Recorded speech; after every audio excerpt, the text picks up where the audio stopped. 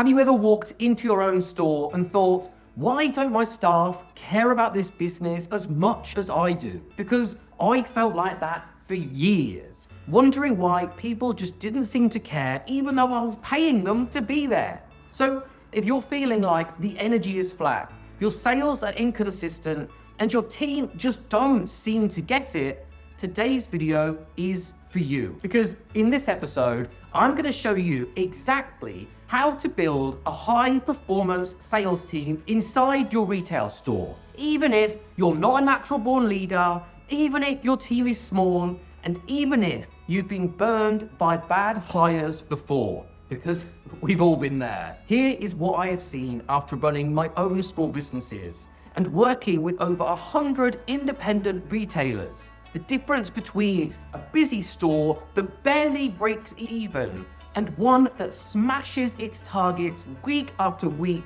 it's almost always the team. But here's the problem that most retailers face. You hire someone great, they seem lovely, but a few weeks in, they suddenly seem to turn into a completely different person. They just seem to stop suggesting products that could benefit your customers. They stop increasing your average order sale like they once were. They stop keeping the store as clean and tidy as it once was. They start treating your store more like a waiting room instead of a revenue-making machine. They start having more sick days, making them more unreliable. And why does this happen? Because most independent retailers have never been taught how to set performance standards. They've never been shown how to build a team culture that sells and to be able to coach their retail staff to act like sales advisors, not shelf stackers who are scared of coming across as too pushy or too salesy. And none of this is meant as any type of shade towards you, because I know that you're doing the best with exactly what you know. But if you're always having to step in to save the sale, or worse, wondering why you're not making the income that you deserve to make, you need to have a better system in your store. And today, I'm going to break down exactly how you can do this. So here's how to build a high-performance sales team in 5 practical steps. Step 1, start with your standards and make them unmissable, because you can't hold your team accountable if your expectations are a little bit fuzzy. And yet this is where most retail teams seem to fall flat, because your staff aren't mind readers. They don't just know how you want things to be done. So instead of hoping that they get it right, you need to decode exactly what great looks like inside your store. And that's where the retail sales playbook comes in.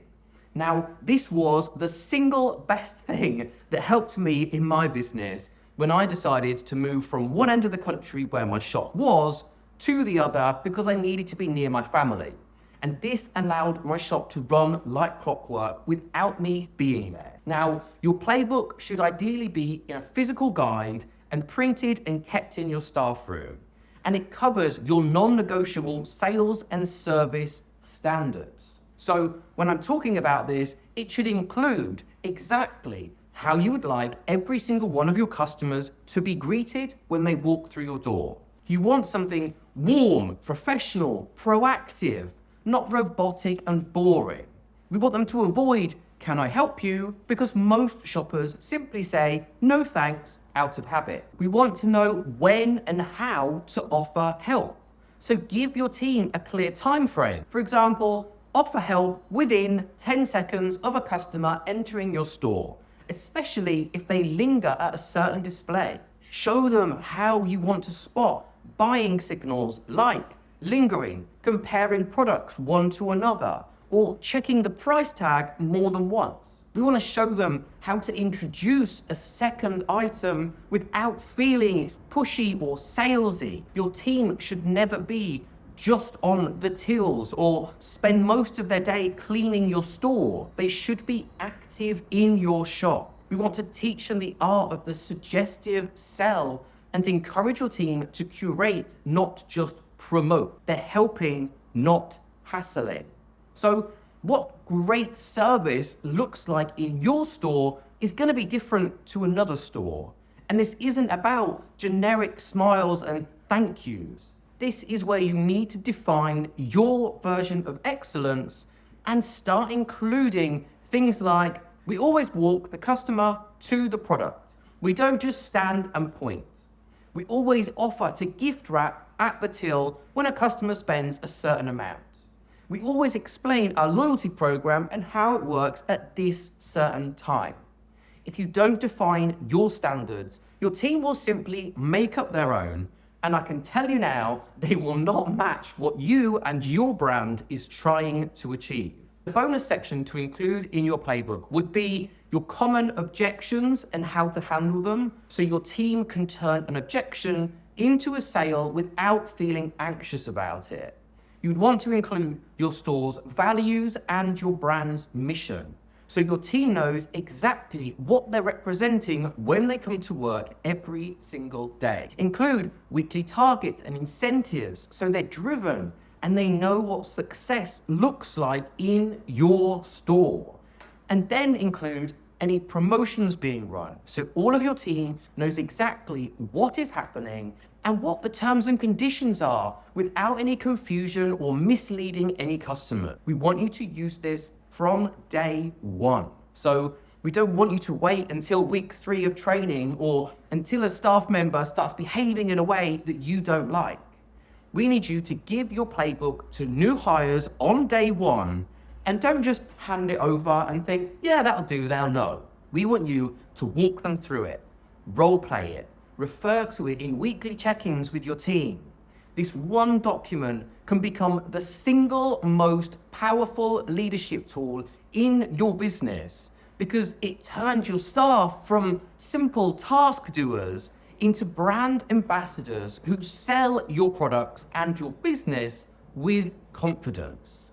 Remember that you will never be able to tell your staff to do something just once and expect them to keep doing it. Whatever you want your staff to be doing, you have to repeat it and repeat it often. Step 2, stop managing time and start managing outcomes, because you don't get paid for time, you get paid for results. And yet, most retail store owners are still managing their staff like it's 1998, tracking hours on the rota. You're not managing the outcomes on the shop floor. But I want you to think about it, right? 2 team members could work an 8-hour shift.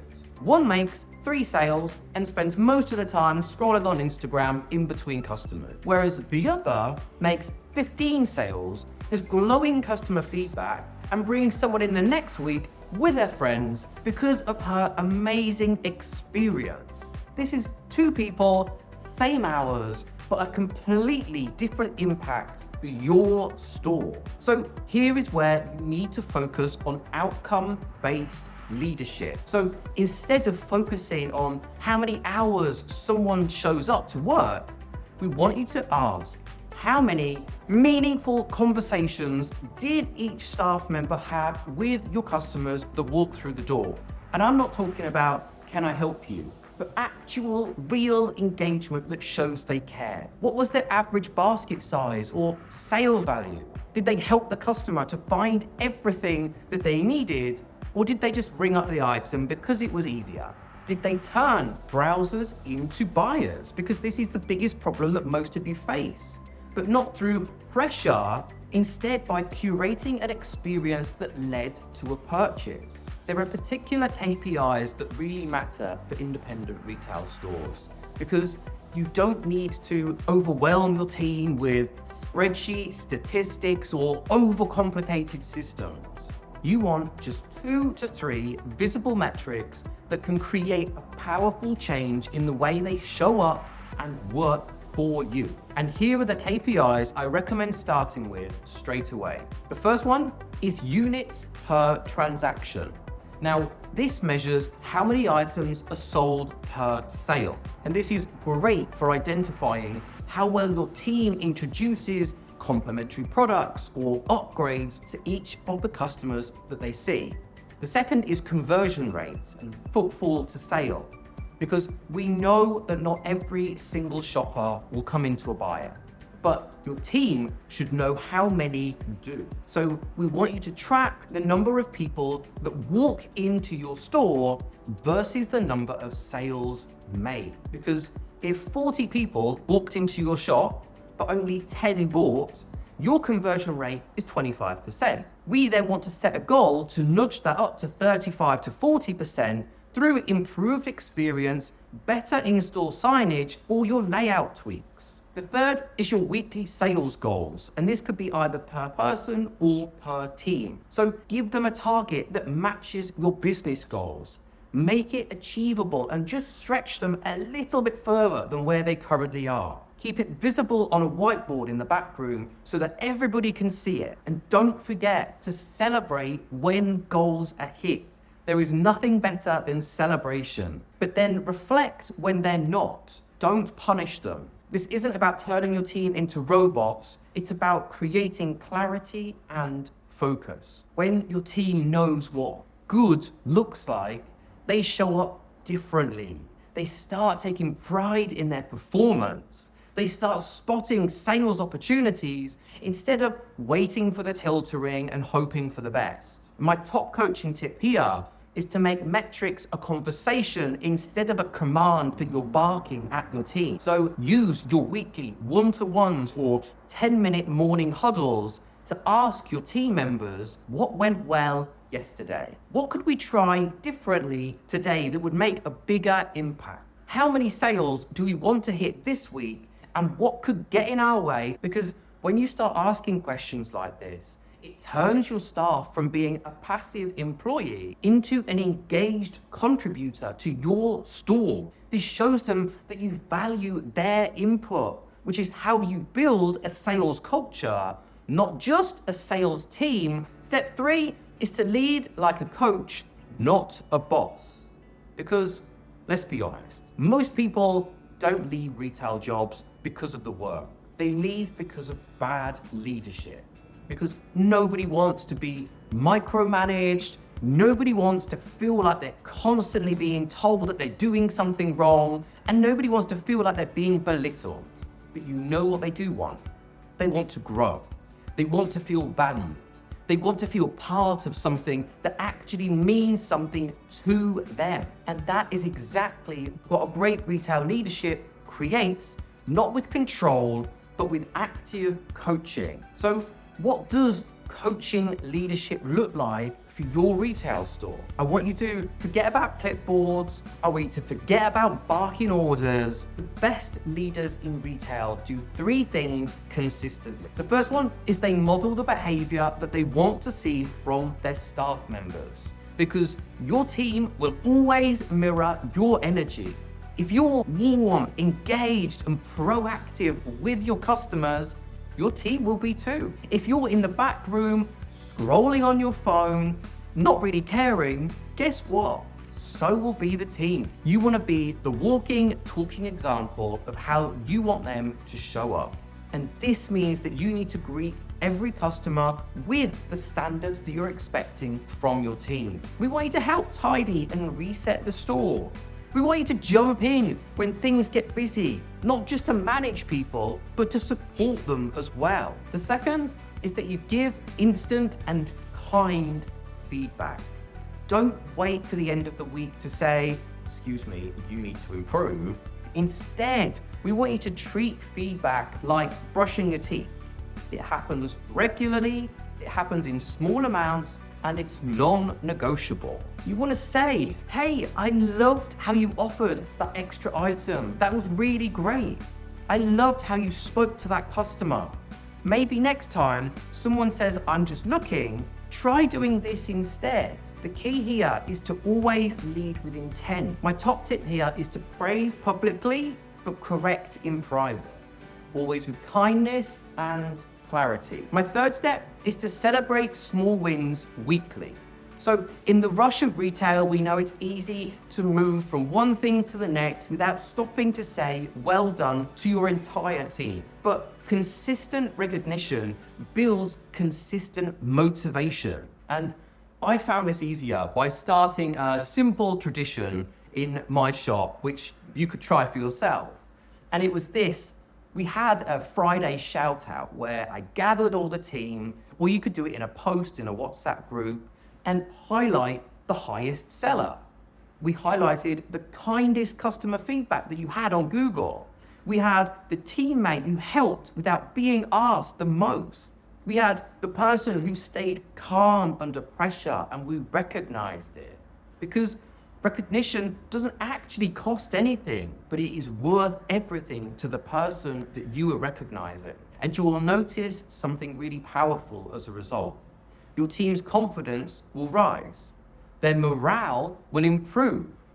People will start going above and beyond, not for praise, but because they feel part of something that actually really matters to them. My extra tip here is to lead out of curiosity, not out of control. So start using coaching style questions in daily conversations with your team and ask them, how did that sale feel for you?